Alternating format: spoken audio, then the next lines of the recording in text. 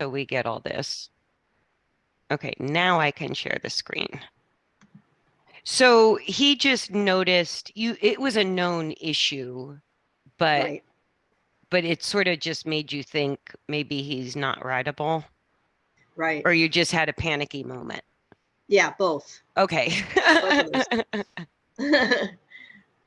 This is me just trying to get him to move, I think. I was trying to turn him both ways because he wouldn't move. This is his Okay. favorite trick.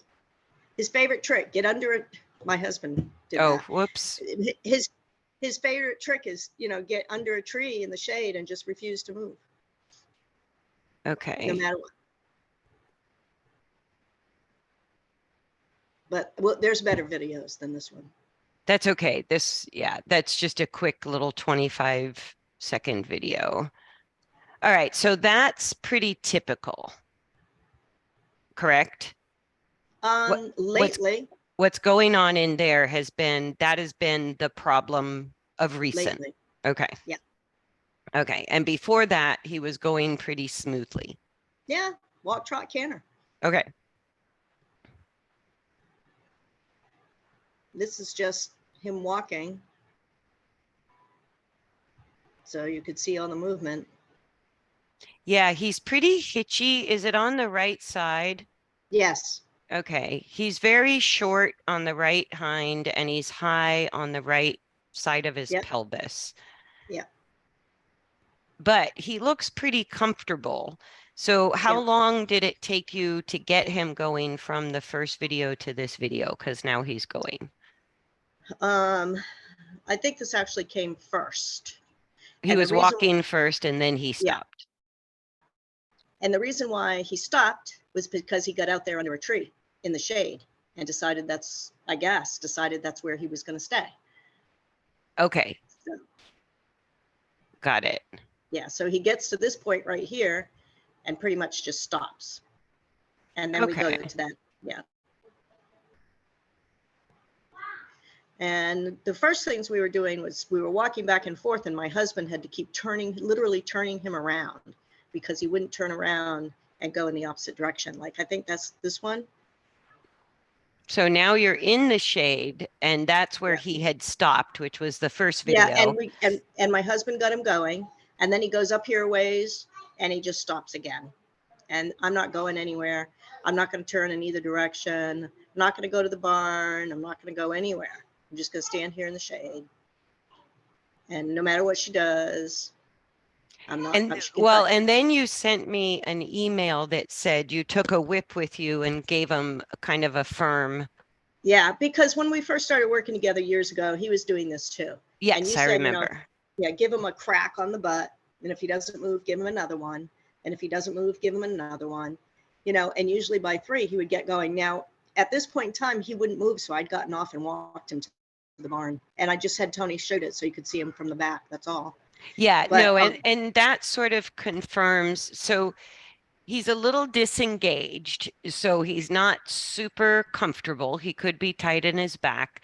yeah. And like we sort of talked about, if he has that known issue, and where is it on his body, on the pelvis or on the lumbar? Well, I'm not really sure. I know his right foot turns out a little. Yes. And therefore, on his spinal column, way down by his butt, he's starting to get a couple of little bumps there. So, Okay. Is the it original in front of the hindquarter or on the hindquarter? in front of, Okay, so it's actually in the low back area, yeah. behind And the the saddle, original, though. yes, behind the Okay. saddle. The original farrier told me, and this was, I don't know if you know him, Pavlok, Al, and he used to do some of the track horses, but he told me that the deformity was in his hip. That's what he told me. And that was what was causing his leg to turn out. Well, I agree with him in that it's not a foot issue. Right. Whether it was in the hip, the stifle, the SI, the sacrum, or the lumbar would be diagnostic work. Right. The good news is you don't really have to know. I agree with him that the foot turning out is an issue that's higher, resulting in the turning out of the foot. Right. And how much higher? I don't know. It could go all the way up to the thoracic spine. And so Right. when you're riding him, I don't see him really unlevel or you unlevel under the saddle.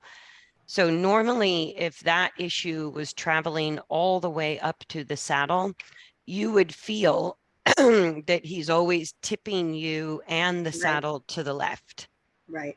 I don't which I really think do that. he used to do.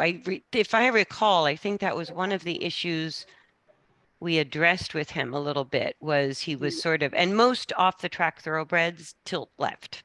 Right. That makes sense. So yeah, see, you look very level and comfortable, and your position looks vertical. You could have a little less weight in your seat by just sitting a smidge more forward on your seat bones, but I don't think that's what's making the difference. I think, I think because you said you had some other people ride him while you were gone. Big mistake. Well, it aggravated something. Do you know what I Yes, it mean? did. And this is why I approach things the way I do. The fact that he's not blowing up and trying to get you off with that much sort of like having to use a strong leg, bend his neck, and scooch with your seat, he's not overreacting to that. So, what Right. that tells me is you don't have a pain issue that is preventing you riding him. But what you Okay. have is a level of discomfort that he's like, no, I just don't want to. And it's Right. not what I would call a behavioral issue. This is where what, because once you kind of have going what you had going, he was calm, he was safe to ride, walk, trot, canter. You guys were having a good time. You leave town, somebody else rides him, you come back, he doesn't want to go forward. Right. What that means is that something could have been in people's ambition when most people are met with resistance from their horses, like which is what you're getting now. The one thing trainers are good at is being effective, but it doesn't mean we're doing the right thing when we're effective. Does Right. that make sense? Yes. So if he gave resistance and the trainer, trying to be a good trainer, pushed him through it, it could have just aggravated something that you're now realizing because he's like, hey, like when he's moving, he's a little bit asymmetrical, a little bit on the forehand, a little bit Oh tight yeah. through his back. Yep. Nothing that I see where I go, oh my God, don't ride this horse. You know what I Right. mean? Like there's nothing Right. there. And even his attitude and behavior, he's being what we would call stubborn, but he's not being dangerous. Right. I find when horses have a level of physical discomfort, but they love their rider, they become stubborn, like he's doing. So, what it Right. means is he doesn't want to hurt you. He doesn't want to not be with you. He's just not comfortable doing his job. So, that would be the thing to sort out. Right. And so, a couple of strategies like here, when you're having to scooch with your seat and kick that hard, because it's a pretty sensitive area of the horse's body, it'll actually make them less forward. So Okay. that I would change that strategy when he gets stuck. And so carry a whip with you. And what I would do is bend the neck. So you're going to, when you bend the neck, you're not trying to step the hind legs, you're trying to lead the front legs. So Right. you're trying to get through the reins a leading step that causes the front leg to just step laterally. Okay. Does that make sense? Yes. Because if Yes, it you does. if you bend the neck too much, it'll put him in a pickle where he goes, well, now I really can't go forward, and he'll just have one more reason to not try to go forward. Right. So you may end up bending the neck a little, but your rein aid wants to lead the foot off sideways. And at the same time, you can maybe give a couple of light taps to the hindquarter and lead the foot. And if Yeah. that's not getting anywhere, slowly increase your tap, like give him fair warning, right? Right. Because what you have to also do is bring him back to a level of sensitivity because he's now shut down to where he goes. Those are pretty strong aids. And if Right. those aids aren't working, what horses can do because they're super sensitive there, that much leg, he's just like, he's shut down that part of his body. So Right. the stronger you get with the leg and then driving with the seat just makes them turn it off more and they get heavier, they don't get lighter. Mhm. So the strategy would be, and you're taking a little bit of rain, but it looks like that was a perfect way to get him going, what you just did right there. And if it doesn't work, you'll probably need to carry the whip with you, but hopefully a light tap. So let me just go back a little bit on this video because he stops here. You bend the neck and you don't scoot, you don't kick, you just give him a leg aid, and on a turn, he gets going again. That Yeah. would be your number one strategy. So here, if he stopped again, I would repeat what you just did rather than what you're doing. Okay. Does that make Now sense? I think at the end of that, I'm not sure that he stopped. I think I just decided to turn around and go back. So we were already moving forward, and I asked him for the turn, and he did it. Well, he stopped. Let me, because I feel you did it from a halt. So let's look at that again because you're heading out. So you're going out that way. my And husband's. I thought he stopped first and then you turned. I don't remember. Let's look. It's on video. So Yeah. you're heading out. Now, did you ask for that halt or he stopped? I think I asked for it. Okay, so you asked for the halt while he was going, which is good. Mhm. And then this amount of bend on a turn is exactly a strategy. I use it with like unstarted horses all the time because I can't get that firm with my seat and legs. They would buck me off, right? Right. Right. So the way to lighten the sensitivity to your leg aid again is only use the light leg aid.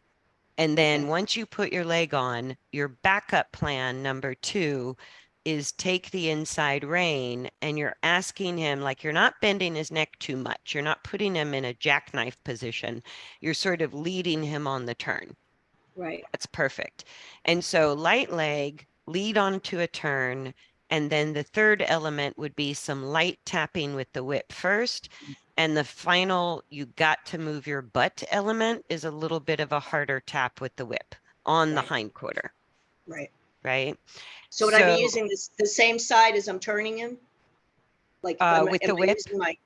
if you can, it doesn't really matter, but it's easier Okay. usually to do it on the same side because your hand is already halfway back there. Right. Right? So you're going to Right. kind of pull on the rein anyways, so your hand will be back where you could just tap with the whip. Right. So then, and especially if you're going away from the barn, which is where he wants to stop more often, Hmm. like here, he slammed on the brakes. That was obvious, Yeah. right? So in this moment, what you're doing is getting firmer with the legs and driving with the seat, but not bending the neck. Okay. And I think if you repeated what you had just done, you would have more success. You would Okay. also confuse him towards the barn, away from the barn, will have less and less meaning because you're just trying to get movement. Right. And if you wound up on a circle out there on the track, but he was moving, I would call that improvement number one. Right. So Exactly.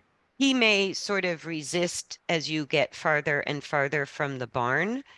but the way you tell him it doesn't matter, we're working anyways, would be every time he puts on the brakes, light leg aid, bend the neck, and then reinforce with the whip. And it doesn't matter if you're doing a figure eight, ultimately, a circle in one direction, or a Right. serpentine, right? Right. But what it will turn into is if he gets a little resistant to go away from the barn, it will become a serpentine away from the barn. Mm. And then if he rushes, so the good news about this strategy, and the reason I'm going over it with you in detail, is because when a horse rushes, you're going to use the exact same strategy. So he Yeah. has just a big imbalance between I don't want to go forward to I don't want to slow down. Either Right. way, you have an imbalance, you have a problem. So if you ask him to go forward, and that's why I'm thinking give him fair warning with the whip. Do you know what I mean? Yep. And so that's sort of the crack with the whip is the last resort. But keep your leg light and keep your seat steady because those are the elements that help him relax his back. Okay. So the more you're driving with your seat or kicking with the legs, the more he's going to contract his back against you, which makes it only more uncomfortable to move forward. Right. And so you're kind of shooting yourself in the foot using that aid on a horse that Right. doesn't want to go forward. It's like Right. you're just making him not want to go forward more. Right. And so they find comfort in the forward if your legs are just in a light contact and if your seat's very steady. Because Okay. every time our seat wiggles, they contract the back muscles against that. Okay. So you want to rebuild his desire to go forward with your seat and your legs. Yeah. You want to resist the lack of desire to go forward with your reins and the whip. Okay. Does that make So sense? yeah, let me tell you the last time I rode him, I took him out and I got him to the mounting block, and I got on, and he didn't want to move at all. He didn't want to move off the mounting block, which just happens to be under a tree in the shade. Then So I sorry, did go the old ahead. I did the old strategy where I gave him a tap on the butt lightly, didn't move. Two taps on the butt lightly, didn't move. Three taps on the butt, kind of strong. He crow hopped. He jumped up and then bucked out. But Yeah, then he moved. But then he moved, yeah, and he moved for me for 20 minutes. He did just fine. yeah, He went everywhere I asked him to, and we even went into the ring for a few minutes, and he went both ways in the ring and trotted a little bit. yeah. So he's so weird. No, what he's telling you, he's being quite clear that something's not right. He's resisting forward because he's uncomfortable. So that's why I sort of take a two-prong approach. I go, he has to try. That's why you need the rein and the whip. He has to give it a try. But Right. every time he chooses to stop, it's because he's not finding comfort within the forward motion. And that Right. could be somebody else aggravated an issue. He got really tight and he's got to work his way back out of that. So he will, if you're a little bit patient with the process, he will come back to the horse you had in a hurry. You know what I mean? Because all of Right. that is in the nervous system, but he's gotten himself in a pickle where he keeps finding less comfort through motion rather than more comfort through motion. Right. And everything we did before with him was about building comfort in motion. And Right. then you felt the better he got, the better he got. Right. So the only reason I'm saying definitely take one rein and lead and use the whip is Right. for the very reason that if that neck is straight and they wanted to, you crack hard with the whip and the brain is not willing to go forward, you can get bucked off. Yeah. Or they can bolt and you get thrown off the back end. So Right. the safer way to do that for you Yeah, that makes a lot of sense. is just Yeah. take a little turn Yeah. before you get hard with the whip. Because Yeah. then, if they buck, you've kind of already got them on a circle where they're not going to get a lot of power, Right. right? So he may crow hop a little, he may buck, but I would consider yourself lucky. Even though that worked, I would not repeat exactly what you did. What Right. I would do is at the mounting block, what you want to do is be super consistent. So it doesn't matter if it's at the mounting block, if it's leaving the barn, if it's in the arena, or if it's out in the shade on the perimeter. Every single time he chooses to stop, right? bend the neck, tap with the whip. Light leg aid, bend the neck, tap with the whip. Repeat, Okay. right? Okay. And if you're really consistent, it actually takes more energy. The law of inertia works in our favor here because every time a horse chooses to stop and you effectively get them going again without making them more sore or more defensive, they realize very quickly that city miles burn a lot more calories than highway miles, Mm. right? So Right. I always let that work in my favor because I Right. go, burn the calories. If you stop every 10 strides, I'm just going to repeat my strategy and repeat and Right. repeat. And what'll end up happening is pretty soon you don't need a hard tap with the whip. Then you don't need a tap with the whip at all. Then when you reach for one rein, he gets going. Then Right. he gets going from your light leg aid. But Right. you're going to have to kind of move that Right. direction through repetition. Right.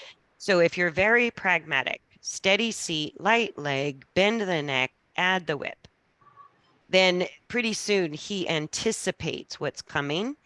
And instead of letting you get to the point where he gets a stinger from the whip, Right. he's going to go, oh, she's very methodical and she's Right. effective, right? Right.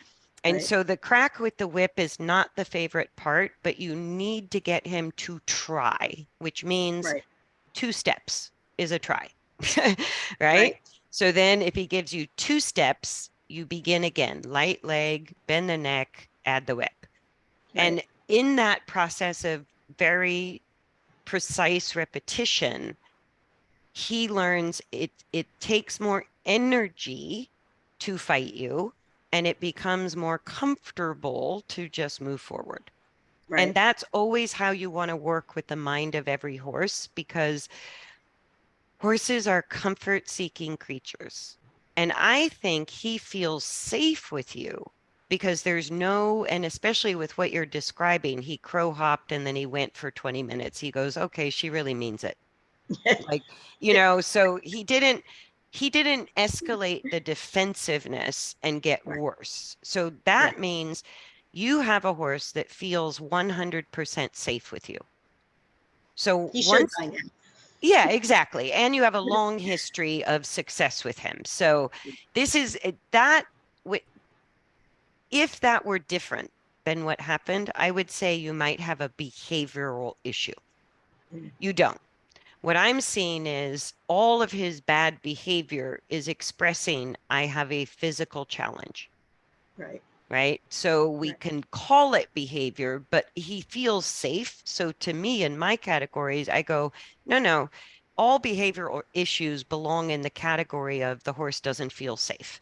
Right. Everything else is a physical issue, which Right. is related to comfort. Right. So if we punish them into obedience and we don't make them more comfortable, then we create the behavioral problem. And Right. I think that's what happened to him while you were gone. Yeah. What I think what happened, and I wasn't there, and I didn't press for question. I didn't press with Yeah, my and it questions. doesn't really I matter. think they got on him, and he wouldn't. He always tests. He always finds out what this person wants, Hmm. and when he wouldn't do what they wanted him to do, they started cracking him Getting with a whip harder.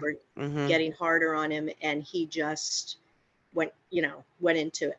Yeah. Absolutely not. They told me he was biting them, kicking at them, bucking. That's not my horse. No, You and know.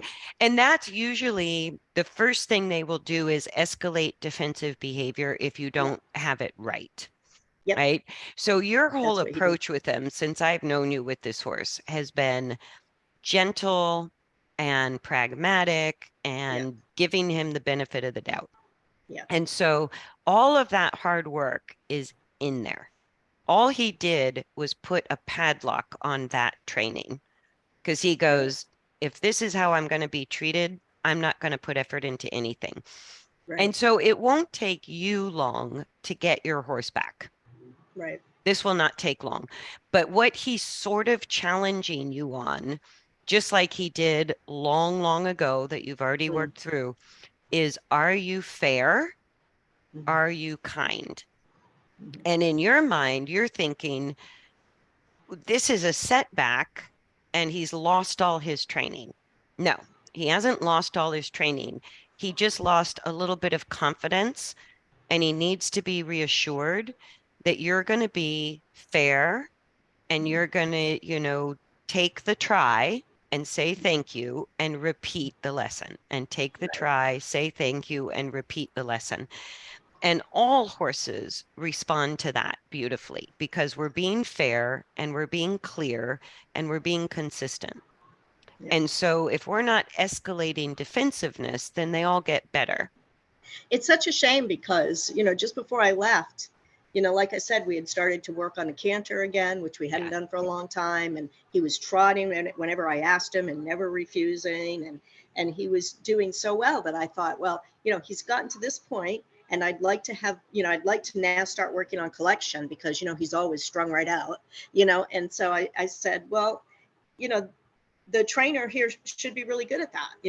That's something that she supposedly knows how to do, but apparently, Let me just say that across the board in the horse industry, collection is something that is vastly misunderstood and can create more discomfort than comfort. There are ways to gain better balance and collection through building only on comfort, more comfort, more comfort. right, That's what I do. But not that is not the most popular way of collecting horses that's out in our horse world right now.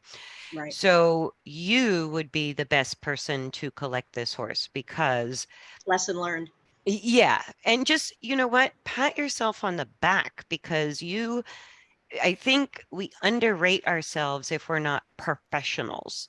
But I find most horse owners do a far better job than most horse professionals because you love your horse. Right, And so you're willing to say, oh, okay, maybe that's a bit much today. Let's try right, it again. Or you're willing to do 10,000 repetitions to get it done. right. And I do love trainers, the crazy old guy. I yeah, love and it. what trainers do is they learn to be effective and get Mm-hmm. results, but Mm-hmm. not always in the best interest of the horse. And sometimes not even with a clear understanding of the mechanics involved in what they're Mm-hmm. asking the horse to do. Mm-hmm. So you can have a very effective trainer who's operating on really bad theory. Mm. You know what I mean? And that Yeah. can be, that can, and it's, I'm not bashing trainers, but I go, once you learn to be effective, you also have to be more educated that you're not asking the horse to do something that's inappropriate. Mm. But that takes a lot of education. And so a lot of trainers are like, oh, I'm effective, I'm a trainer, Yeah. without that deeper education of whether or not they're being appropriate to the horse in that moment. I think Right? of you all the time when they're in the ring with their 5 gated saddlebreds and they're all, going a million miles an hour and the horse's head is, up like this and he's just pumping away. And I think, I wonder what Kirsten would say about that. But anyway, Not my cup of I, tea. yeah, I might, what I'll do, my plan for going forward then is just to try to recapture what I had and, use your strategy to, you That know, would be the first step. yeah, So, oh, and we talked a lot about getting him going, but the other yeah. issue you had emailed me about was him actually getting pretty strong and pretty fast sometimes when you're heading back to the barn. Before I went to Maine, he would get pretty fast going back to the barn. Yeah, a couple of times I had to actually turn him into a fence to get him to slow down, Yeah, because he was so we can think there are horses that are lazy and there are horses that are speed demons, but the truth is too fast and too slow is the same coin. right. And every horse can flip heads and tails pretty Mm-hmm. fast, right? Mm-hmm. So Mm-hmm. the same strategy that I'm giving you to get him to go forward is the exact same strategy Mm-hmm. without the leg aid, without the whip, that Mm-hmm. you're going to use to slow him down. Yep. And so as soon as he's picking up speed and getting a little high-headed, one rein on kind of a slalom, like if you're in this sort of track area, you're going to go left and right as much as you can. If he Right. gets really wound up, you're going to circle a few times with one Right. rein, Okay. but don't pull against him. Right. Just like it's pretty, once the horse's neck is straight, if they go upside down, they have all the power they want to bolt, buck, or rear. Right. So the way you prevent bolting, bucking, and rearing, whether you're building forward or trying to slow them down, is you bend the neck a little. You Right. put the, That's you, essentially what I was doing. yeah, I say run into the fence, but we were going down a fence line, and I used my left rein to bend his neck. into the You fence. know, so Yes. that he and then I did use the right rein also to bend the other way, and that had slowed him down. So that's what I call running him into the fence. Wasn't really. Yes. No, Yeah. and that's what I'm saying is even before it becomes a struggle, what Yeah. I would do with him right now is slalom him Yep. away from the barn and Yep. slalom him back to the barn and just Right. use that pattern because Right. on the way away from the barn, you're slaloming to keep him forward. And on the Right. way back to the barn, you're slaloming to keep him slow. Yeah. Yeah. Does that make Okay. sense? And that's how you're going Perfect. to balance out that too fast won't go forward, too fast won't go forward. Okay. And Perfect. and it's safer for you because if he's really getting out of hand and too fast, then circle until Yep. he slows down, Yeah. right? Just put a circle in there anywhere. And And because if he's not a great bender, he always slows down in a circle Oh, because he yeah. can't bend. Yeah. Yeah. And you don't Bending's even not his need strength. a lot of neck bend. What you really need is the turn. So you Yeah. take enough rein, you're going to bend the neck because he's not going to turn easily, but Right. you don't want to think of bending the neck to disengaging. You just need one rein to make a turn and or a circle. Right.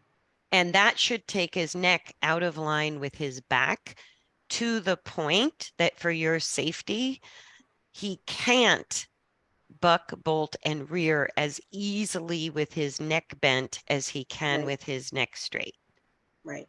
right? Okay. And my high school thoroughbred could bolt with his nose on my toe. So it's really the turn. It's really the turn you have to achieve. It's not the Right. bend of the neck, Right. right? Right. Because they told Yeah. me, oh, just bend his neck, he'll slow down.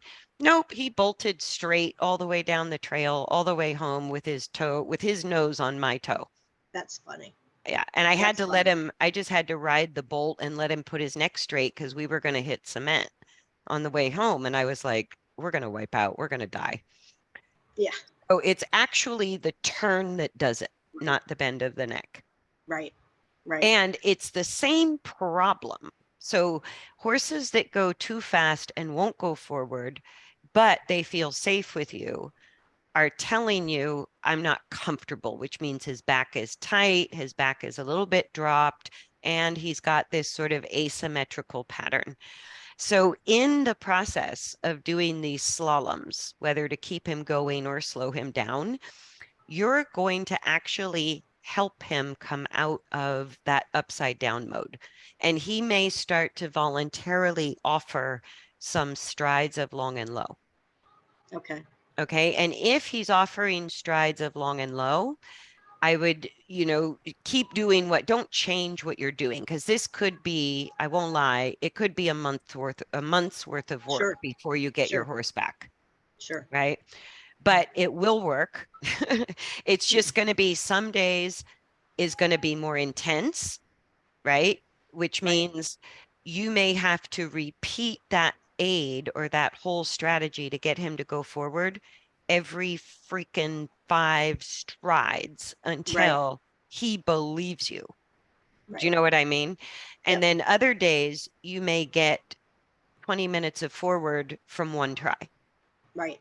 right? And then he may just be comfortable, easy, and safe heading back to the barn, or he may escalate and threaten to bolt back to the barn. Like you're still going to have some of these highs and lows. Right. So, what I would do is just give him the consistency because the slaloming with a light neck bend will help his balance and comfort as much as Yeah. it will keep the forward and all that balance too. Okay.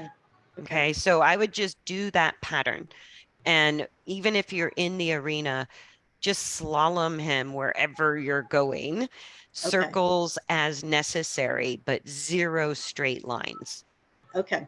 Yeah. Okay. That Zero, sounds good. zero straight neck, zero two reins, and zero straight lines. Okay. And I think Okay. you'll have him back within a month. Okay. Well, I'm patient. I'll do it as long as it takes. I've worked through other problems with him, and Yeah. we eventually come out on the other side. I just really wanted to make sure that there was nothing going on with him that, he shouldn't be ridden. I don't Because see it. do you No. think do you think the farrier says he can put blunt shoes on the back? Do you see that as a strategy to help What's him? really like here, like with his neck straight, where I just paused it here, the Mm, good work you've done, the thing I notice that's improved with him, especially coming off the track, is you've got a pretty wide stance between the front legs and between the hind legs, which means mhm, you've been doing really good work or you couldn't get that width. This is what's called kind of a mild version of the back pushing down. So when the mm, spine pushes downward, it's called longitudinal or spinal extension. When mm. they lift the back, it's the opposite direction and it's Right. called longitudinal or spinal flexion, right?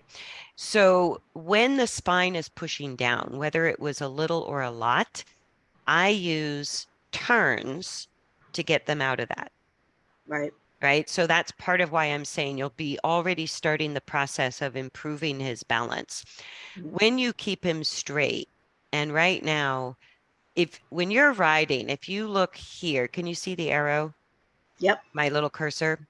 Yep. Right here at the base of the neck, and this is how you know the difference between the sneaky few degrees of extension versus the full-on high-headed drop back version of Hmm. extension. Hmm. They're both the same thing, it's just to different degrees. And the way you would recognize is his pole is above the withers, but his neck is shortened.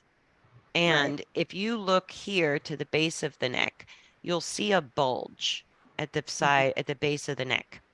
So what you're looking at from here, when you can see the lower half of the neck from the saddle, you're seeing the cervical spine Hmm. pushing down. So that means his thoracic lumbar spine under the saddle is also pushing down. Hmm. So anytime you see a bulge right here, his back Hmm. is pushing down. Hmm. What this the problem, even in this mild version of the back pushing down, is that all the muscles of the top line, from the tail head to the pole, are excessively contracting in a shortening contraction. Hmm. So it's called a concentric contraction. So if Hmm. show off your big guns, that's a Right. concentric contraction. That also creates skeletal instability through the spine. So you get a rocking effect when they push the back down, which again tightens the muscles even more.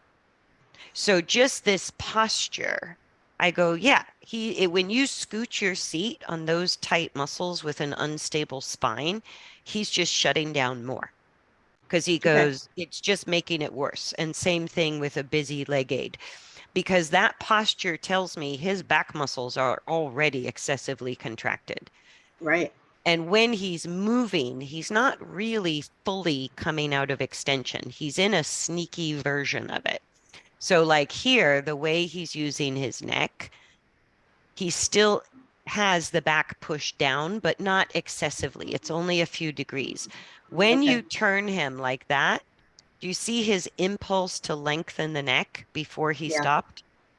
That impulse to lengthen the neck away from you, whether they stop or go fast, is secondary.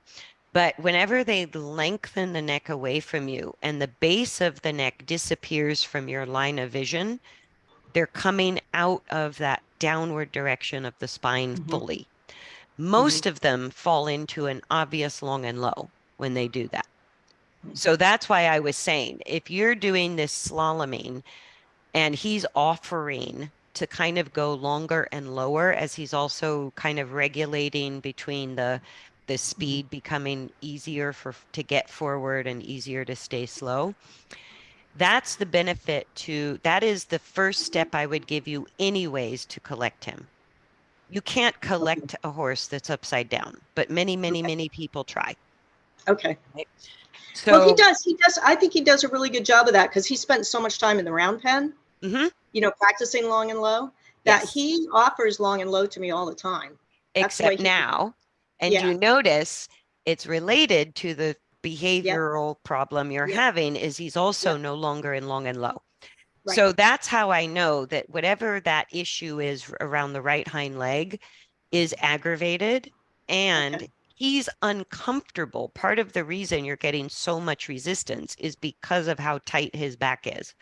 Okay. So just that muscle tightness, like if you're sore and you're tight, you don't necessarily want to go for a hike. Right. Do you know what I mean?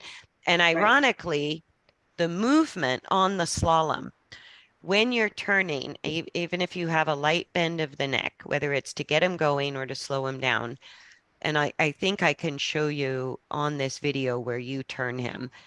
Every time you make a turn, you adduct the inside hind leg slightly, which also means you're letting the hind leg come closer to the center.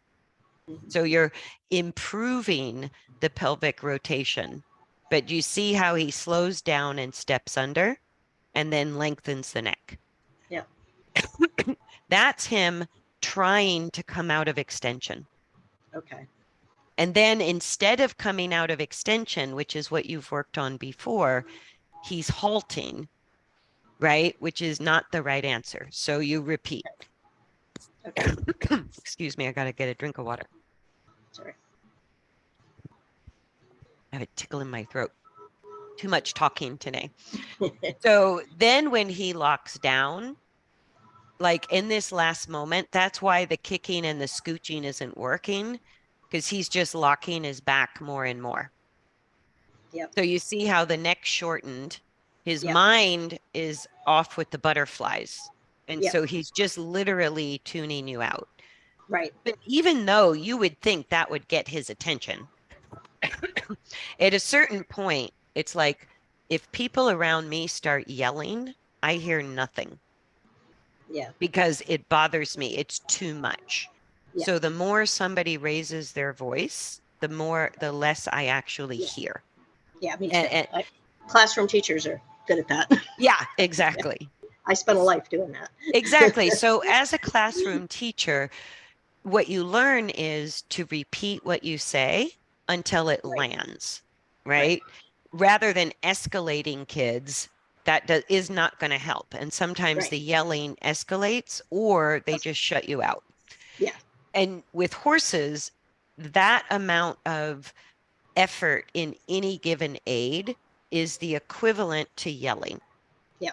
So our light aids repeated are what you did as a teacher. Right. And once we get to the heavy aids, the horse is like, la, la, la, la, la, la. I don't have to listen to you. La, la, la, la, la. Plugging the ears, right? And that's sort of like where he's looking. He doesn't even have one ear on you. No. So in this moment, if you took the left rein, if you quieted your seat, soften your leg, you still give the leg aid, but it's like repeating what you have to say. Then if you take the rein, it's going to do two things. It's going to ask him to step off with a front leg because he's locking his back, and it's going to get the ear back on you. His mind will have to come back to you in this moment and start talking to you again. And that's how the one rein, rather than two reins or two legs or getting heavy with the aids, is sort of the equivalent of raising our voice to the Right. horses. Where if we can have several different strategies, maybe the tap with the whip is sort of the, hey, knock it off that you have to throw into your Right. classroom once in a while, right? Right. But if you had that tone all the time, you know it wouldn't work. It would just be Right.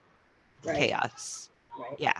So right here in this moment, you could relax, lighten the leg, shorten that left rein, and really like it might be a heavy rein aid. That's okay. You've got to get the ear back on you. You've got to get the turn, the movement of the front leg. And if that isn't happening, then the whip is going to say, I really mean it. Like, I'll Right. give you fair warning, but at the end of the day, this is going to happen. You are going Right. to give it a try. You don't have to Right. be perfect. You don't have to like it, but you got to try. Right. Right. And if you can get him to try, that's why I'm saying, even if it's only a couple of strides at a time, when he really locks down, it might be heavy aids to get 2 strides, but he Right. tried. So as Right. soon as he moves the feet, even if he goes backwards or sideways or, whatever, the release of the aid is what says, thanks for the try. Right. And then you repeat, right? Right. Light leg. Did you hear it? Yeah. Rain, heavy rain. Did you hear it? No. Whip. Right. Nope. Heavy whip. Right. Right. So it's like you have all of these gradations of having to raise your voice. Right. And what he will, when you're persistent and you're effective, even for 1 or 2 strides, and you keep repeating, they learn very quickly what happens before what happens. And Right. so you're giving him a moment to opt out of the heavy correction, Right. and that's giving him choice. So if he gets smacked with the whip, that's on him. Right. You gave him lots of opportunity. And then Right. you said, I need at least 1 step, dude. You got to work with me here. Right. Right. Right. Right. Right. And Right. that's what horses really respond to is if you start light. And I think it was like Ray Hunt used to say, you start with as little as possible and you move into just as much as is necessary. Right. That makes a lot of sense. Yeah. Yeah. And what's necessary because you have this wonderful relationship with him, like you found that one hard crack gave you a 20-minute nonstop ride, Right. right? He didn't try to kill you. He crow hopped a little and went, oh, she really means it, Yep. you know. Yep. So, His feet probably came 2 inches off the ground. yes. His front Yeah. like a bunny hop. Yeah. Yep. And so it kind of caught him by surprise because that's not your usual MO. Do you know what I Right. mean? And Right. so he didn't negatively react to it. He just took you seriously. Yep. And so that's kind of what you want to gain from the repetition. And pretty soon, as much as necessary becomes less and less and less and less until it just is your leg aid again. Okay. Yeah, and that's the goal So is he should be back within a month of just a light leg aid for walk, a light leg aid for trot, maybe looking for long and low. If he's not in long and low as the aids get lighter, then stay on the slaloms and stay on okay. the circles. Okay. So I'm going to work on it. I'll let you know how it's going. And then I think after I maybe get him moving again, I want you to help me work on his trot, you know, Absolutely. because he's just, he's so hard to ride because he's got a short step, a long step, and a sideways step, and a foot, So and that is the imbalance. yeah, And even like what I'm always looking for, whether I'm at this level of just problem solving or I'm at the level of preparing for dressage work, I'm always trying to build the body in a yeah, way that gives me my long-term goal. yeah, Right. So if I just said put spurs on and crack him hard, that only encourages more extension, not right. which No, won't I serve get that. you. Yeah, Yeah, and I it get won't that. serve you long term. Right. So the So, way I'm so describing this will serve you as the first step into right, improving the trot and right. gaining collection. Yeah, And because I that will be wouldn't, the yeah, and I next place wouldn't I want. ask for trot until he's light to the leg aid and he's not trying to bolt back to the barn. Okay. If you ask Excellent. for trot before he can achieve those 2 things, then you're kind of just opening yourself for some potential safety issues for you Right. and maybe making him less comfortable too. Okay. So I would just wait until you have your horse back at the walk. Okay. Yeah. And everywhere you Okay, go, you're just never on a straight line. You're always kind of slaloming or circling or U-turning and never, ever, ever straight, not on two okay. reins. I can do And that. yeah, and that will just help his balance as well as it will help him get Right, out of this right, deal. right. Well, Yeah. that sounds like a really good plan. And, I'm excited about that. I usually don't ride in the afternoon, but I may run out right now and try to do, 10 minutes or 15 minutes. I don't want him to get hot. But, Yeah, because even if you just spent 10 minutes, like if he's already kind of given you some pushback at the mounting block, if you felt comfortable, you could get on, ride him for 15, 20 minutes and just work on it right there next to the mounting block. You don't have right. to go have an hour-long ride. You No, could just I say, never ride. hey, could I get on and could we just do a little figure eight right here? Right, And can you just stay forward or let you right, repeat that aid and work on right, that a little bit? right. And then I'll let you know how it's going. And hopefully by fall, we can work on trot and canter. I Hopefully. don't even think it'll take that long, but yes. Thank you. Yeah. Okay. So let me stop the record here. Oh, and you'll get a copy of this recording. I will email it Oh, to you. good. So Good. let me stop here.